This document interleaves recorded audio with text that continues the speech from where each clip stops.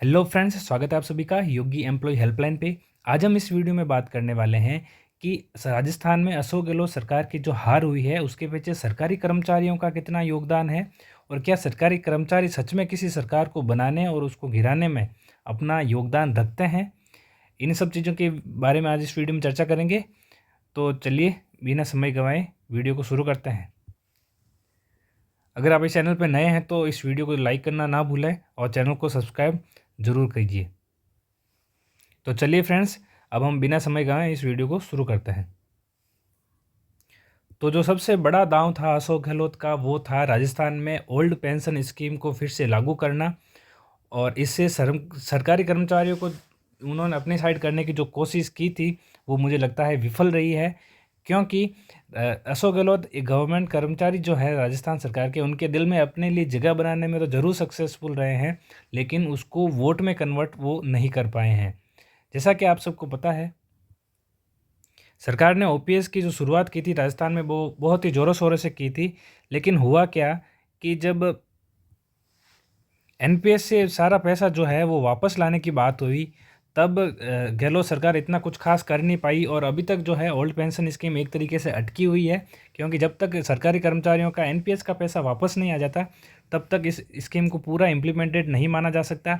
और मैं एक बार फिर से कहना चाहूँगा कि ये स्कीम अभी भी खटाई में पड़ सकती है। किसी भी वक्त अगर सरकार की पॉलिसी ऐसी हुई तो ये चेंज भी हो सकती है, लेकिन जो आने वाले लोकसभा इलेक्शंस है उसकी वजह से शायद ऐसा अभी हाल ही में नहीं होगा। शायद उसके लिए टाइम लग सकता है, लेकिन ये अभी इस रिस्क पे ज़रूर रहेगी। दूसरी बात जो थी कि वो जो ओल्ड पेंशन स्कीम है उसका प्रचार अच्छी तरीके से नहीं कर पाई कांग्रेस सरकार और सरकारी कर्मचारियों को इसके बेनिफिट बताने में भी विफल रही है। जितना बड़ा ये अनाउंसमेंट था ओपीएस का और जितनी बड़ी इसके बेनिफिट थे वो शायद आधे से ज़्यादा सरकारी कर्मचारी अभी तक इसको समझ भी नहीं पाए हैं। कुछ लोग ये भी नहीं समझ पाए कि एनपीएस के नुकसान कितने हैं और ओपीएस के फ़ायदे कितने हैं। तो शायद इन सब वजहों से भी वोटों में कन्वर्ट नहीं कर पाए हैं जो सारे बेनिफिट थे उसको। जैसा कि आप सबको पता है, जैसे ही ओपीएस लागू हुई थी तो अनेक कर्मचारी संगठनों ने और सरकारी कर्मचारियों ने दिल खोल के अशोक गहलोत का स्वागत किया था और कई जगह पे बड़े बड़े ऐसे फंक्शंस रखे गए थे ओपीएस को लागू करने के लिए, अशोक गहलोत को जो धन्यवाद दिया गया था उसके लिए। लेकिन आखिर में जाके हुआ क्या, सरकारी कर्मचारियों ने शायद पूरा साथ नहीं दिया। उनके जो निजी हित होते हैं या अलग अलग रीजनल जो एमएलएज हैं उनके साथ उनके जो निजी हित जुड़े हुए हैं उनकी वजह से शायद पूरे वोट कांग्रेस को नहीं पड़ पाए। और ये एक तरीके से आने वाली सरकारों के लिए संदेश रहेगा कि सरकारी कर्मचारियों के लिए ज़्यादा कुछ करने की ज़रूरत नहीं है, वो अपने हिसाब से ही वोट करते हैं इलेक्शन के टाइम पे।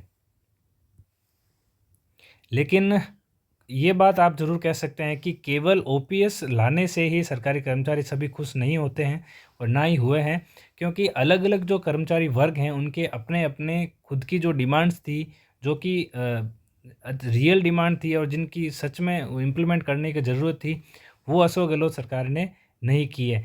बहुत सारे कर्मचारी वर्गों ने इलेक्शन से जस्ट पहले बड़ी बड़ी स्ट्राइक्स की थी। कई दिन तक हड़तालों पे बैठे रहे थे, लेकिन उनकी सुनवाई नहीं हुई और उनको औपचारिकता मात्र कर कर उनको वापस भेज दिया गया और हर बार उनको ओपीएस का नाम लेकर ही उनको वापस भेजा गया और उनको कहा गया कि आपको ओपीएस दे दी गई है तो अब और आपको क्या चाहिए। लेकिन सच बात यह है कि जिन कर्मचारी संवर्गों में अलग अलग उनकी समस्याएं हैं, उनकी बेटर पे के लिए हो या किसी भी चीज़ के लिए हो, उनकी सर्विस कंडीशंस के लिए हो, वो चीज़ें दरकिनार कर दी गई और केवल ओपीएस के बल पर अशोक गहलोत ने अपने जो कर्मचारी वर्ग हैं उनसे वोट लेने की कोशिश की और उनके जो दूसरे जो हित थे उनको उन्होंने नज़रअंदाज कर दिया। इसकी वजह से मुझे लगता है कि बहुत ज़्यादा नुकसान उठाना पड़ा है इस बार इलेक्शंस में। तो चलिए अब बात करते हैं जो नेक्स्ट मुद्दा है उस पर।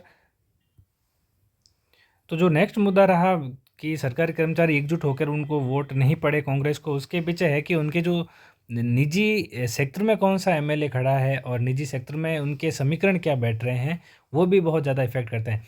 देखिए, राजस्थान के हर ज़िले से सरकारी कर्मचारी आते हैं, तो इसका मतलब ये तो नहीं है कि उनके सारे वोट एक साथ पड़ रहे हों।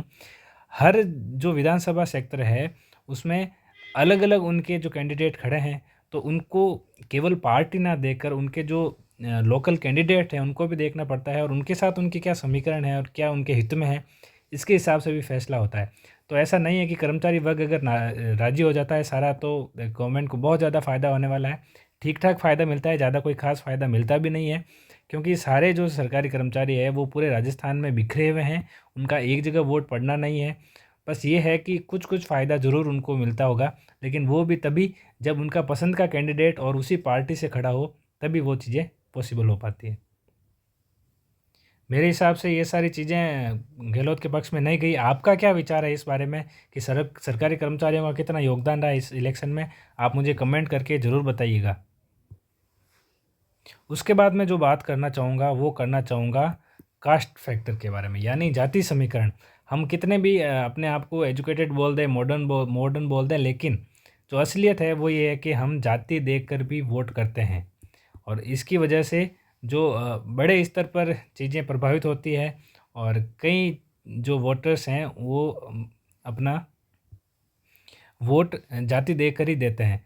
तो ये एक जाति समीकरण किसी भी चीज़ से ऊपर उठकर होता है। डेवलपमेंट है या फिर बहुत सारी चीज़ें हैं कि सरकार ने कितनी योजनाएं लाई हैं, इन सब चीज़ों से ऊपर उठकर जाति और धर्म काम करते हैं।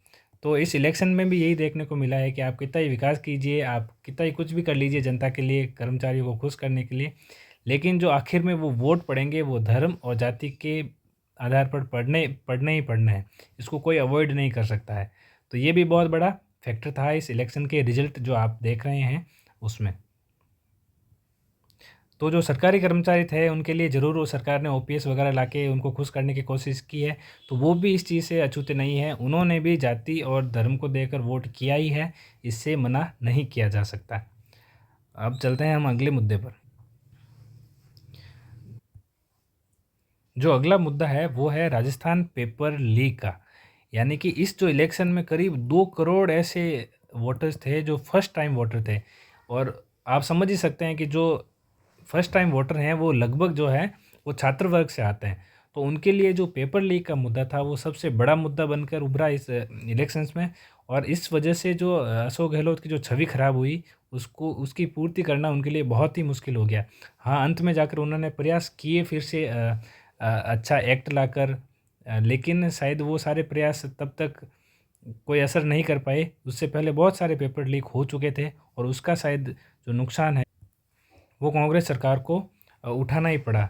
तो आप देख सकते हैं कि कितने सारे मुद्दे हैं जो कि इलेक्शंस को प्रभावित करते हैं। आप अच्छे काम कुछ कर सकते हैं, लेकिन अगर कुछ भी बड़ी गलती अगर आपसे होती है तो उसका फिर खामियाजा भुगतना पड़ता है। ऐसा ही जो पेपर लीक का मामला था वो अशोक गहलोत के लिए बहुत ही बड़ी सरदर्दी का विषय बना, और इसकी वजह से जो अशोक गहलोत की इमेज है वो पूरे देश में ख़राब हुई, केवल राजस्थान की ही बात नहीं है। ये ऐसा मुद्दा था जो शायद हर न्यूज़ चैनल पे चलाया गया, और ये हर जगह एक इमेज क्रिएट कर गया लोगों के मन में। जो लास्ट मुद्दा जो रह गया है वो है लाभार्थी वर्ग। लाभार्थी वर्ग ने भी अशोक गहलोत का साथ ज़्यादा दिया नहीं है, क्योंकि आप समझ ही सकते हैं जो इतने सारे फैक्टर मैंने पिछले बताए थे, जो जाति हो गया, धर्म हो गया, और उसके अलावा जो दूसरी चीज़ें भी है, जो लोकेलिटी है, कौन सा एमएलए खड़ा है, उसके उनके साथ क्या संपर्क हैं, क्या कनेक्शन है, उसकी इमेज कैसी है, वो सारी चीज़ें भी इलेक्शन को प्रभावित करती है। केवल ये लोकसभा इलेक्शन से बहुत अलग है, क्योंकि लोकसभा इलेक्शन में जो पीएम कैंडिडेट होता है उसके चेहरे पर वोट पड़ते हैं, और लोग शायद सांसद को के बारे में इतना सोचते भी नहीं है कि सांसद से भी काम पड़ सकता है उनका। लेकिन जो विधानसभा इलेक्शंस है उसमें एमएलए की जो छवि है या एमएलए कौन है ये बहुत बड़ा फैक्टर हो जाता है। इसकी वजह से भी आपको डिफरेंट प्रकार के रिजल्ट्स देखने को मिल रहे हैं। तो फ्रेंड्स, ये था आज का वीडियो। अगर आपको वीडियो अच्छा लगा हो तो वीडियो को ज़रूर लाइक कीजिए और चैनल को सब्सक्राइब करना ना भूलें। Thank you.